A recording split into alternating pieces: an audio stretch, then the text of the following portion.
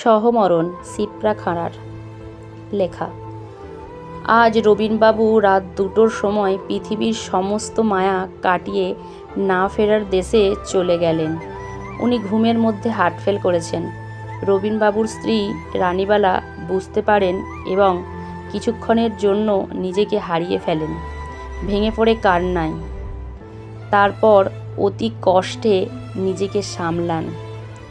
স্বামীর বুকে মাথা রেখে বিড়বিড় করে বলতে থাকেন, তোমাকে ধরে আছি, ছুঁয়ে আছি, তাও তুমি আমাকে কিভাবে ফাঁকি দিয়ে চলে গেলে?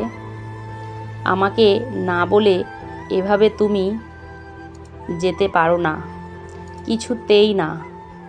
টিকটিক করে চলতে থাকা দেয়াল ঘড়িটার দিকে তাকিয়ে রানীবালা দেখলেন 5টা বাজে। ভোরের আলো ফুটেছে। এবার তো ছেলেদেরকে খবরটা জানাতে হবে। নিজেকে শক্ত করে ছেলে মেয়েকে ফোন করেন এবং জায়েদের ডাকেন। পরক্ষণেই ওনারা এসে হাজির হন এবং দেখেন রানীবালা তার স্বামীকে নিয়ে ভীষণ ব্যস্ত, যেমন ব্যস্ত ছিলেন গত 5 বছর। হাতে পায়ে তেল মালিশ করছে, কপালে চন্দনের ফোঁটা দিয়ে সাজাচ্ছেন। কান্না জড়ানো কণ্ঠে রানীবালার বড় জা বললেন, 5 বছর তো অনেক করলি রানী, এবার ক্ষান্ত দে। রানীর বড় জায়ের দিকে টলমলো চোখে তাকিয়ে বললেন, শেষবারের মতো করতে দাও দিদিভাই। ততক্ষণে আশেপাশের পাড়া প্রতিবেশীরা হাজির হয়েছে। কেউ নীরবে চোখের জল ফেলছে, আবার কেউ কেউ নানা রকম মন্তব্য করতেও ছাড়ছে না।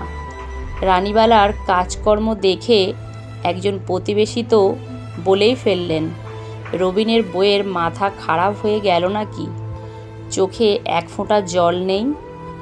রবিনকে নিয়ে যা রবীনবাবুর ছেলে মেয়েরা এসে উপস্থিত হওয়ায় প্রতিবেশীটি মুখ বন্ধ করলেন। ছেলে মেয়েকে পেয়ে আবেগে আপ্লুত হয়ে চোখের জল ভাসালেন রানীবালা। রবীনবাবু একজন ক্যান্সারের পেশেন্ট ছিলেন। 5 বছর তিনি বিভিন্ন সমস্যায় ভুগেছিলেন।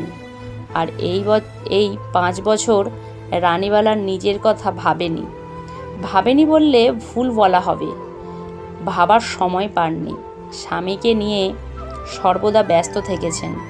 হসপিটাল, ডাক্তার, ঔষধ, কেমো, ব্লাড এই সব নিয়ে ব্যস্ত থেকেছেন। টাইমে ওষুধপত্র, তার সেবা যত্নে নিজেকে ডুবিয়ে রেখেছিলেন। রবীনবাবুর ছেলে মেয়ে দুজনেই প্রতিষ্ঠিত। ছেলে ব্যাংকের ম্যানেজার, বাঁকুড়ার সোনামুখীতে ফ্ল্যাট নিয়ে থাকে। মেয়ে থাকে শ্বশুরবাড়িতে। ওরা আসা যাওয়া, খোঁজখবর সবই করেছে, ওদের মতো করে করেছে। কিন্তু রবীনবাবুর রানী, সে তো স্বামীর গায়ে ডাকটিকিটের মতো লেগেছিল।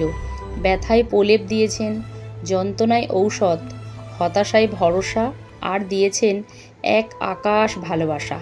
দিনের শেষে ওরা একে অপরের পরিপূরক। রবীনবাবুর ছেলে মেয়ে চলে আসায় শ্মশান যাত্রীরা তাড়া দিতে লাগলো। বলো হরি হরি বল, আওয়াজ তুলে রবীনবাবুকে কাঁধে নিয়ে চলল শ্মশান যাত্রীরা। সবাই শবদেহ দেখতে ব্যস্ত। সেই সুযোগে রানীবালা সবার চোখ এড়িয়ে পিছনের খিড়কি দরজা দিয়ে বেরিয়ে মাঠের রাস্তা ধরে ছুটতে ছুটতে রবীনবাবুর আগে শ্মশানে পৌঁছে যান।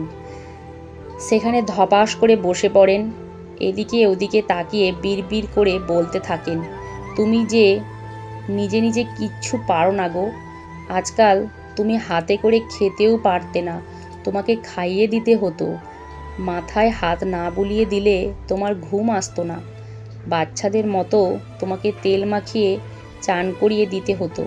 তোমাকে ছেড়ে একটা দিনও কোথাও যায়নি। সেই তোমাকে একা ছাড়তে পারবো না গো, কিছুতেই না। রানীবালা বিড়বিড় করতে করতে মাটিতে শুয়ে পড়লেন। বাড়িতে কোথাও খুঁজে পাওয়া গেল না রানীবালাকে। ওনাকে খুঁজতে খুঁজতে অনেকেই শ্মশানে এসে হাজির হয়। আলু থালু হয়ে শ্মশান চত্বরে পড়ে আছেন তিনি। ডাক্তার ডাকা হলো। ডাক্তারবাবু বললেন হার্ট ফেল করেছেন। শ্মশানে একসাথে পাশাপাশি জ্বলতে থাকলো দুটি চিতা।